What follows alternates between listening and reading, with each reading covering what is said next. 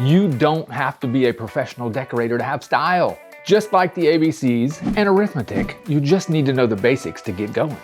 So let's get going.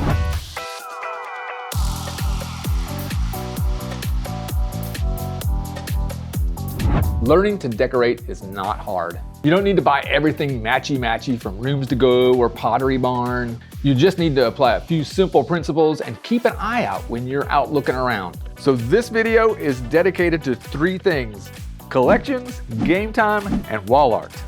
A lot of times you may already have things right under your nose in your house already. You just have to look at them a little differently.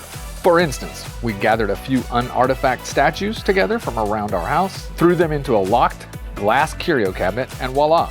All of a sudden they look mysteriously cool, and unbeknownst to the viewer, they are simply things we picked up at estate sales and garage sales that simply piqued our interest.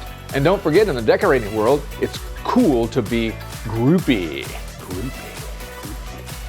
Grab things you like baseballs or cars or marbles, and put them in groupings. Together they become a cool art piece that people like to thumb through. 80s stuff like old cameras, film, and phones. Or have a collection of wooden rulers come alive while nestled together in a basket. And how cool would it be to look on a shelf and see a childhood classic like retro viewfinders, the same ones you used to play with as a kid, or a jar full of baseballs. Singularly, they are boring, but together they come alive. And you can always pop your wall with groupings like these Italian wall plaques hanging right over a stove. So what about an actual mechanical or arcade game to sit on a table? Maybe plug in or hang on the wall is always, in the Starmering book, considered art. Here's an actual Japanese pachinko game. It has some cool features and colors that make it a must purchase. We haven't found out how to mount this on the wall yet because this is something that's set on a table. So we're either gonna attach pieces here, something here, and then hang it on the wall. But you also have to watch how deep things are too, because the depth of it will affect how you hang it on your wall. Top tip, anytime you see something and second guess yourself about purchasing it, anyone been there, and then find yourself going back to look at it again, I'd ask yourself, will you be sad if someone else got it? Or will it make you happy seeing it hung on the wall? If either answer is yes, then jump on it. You need to get it. And don't forget game pieces. These are always fun. A bowl of dominoes or old Monopoly pieces, or maybe even Pez dispensers. They're fun too, especially some of the old hard to find ones, or something like these Scrabble letters and game piece holders.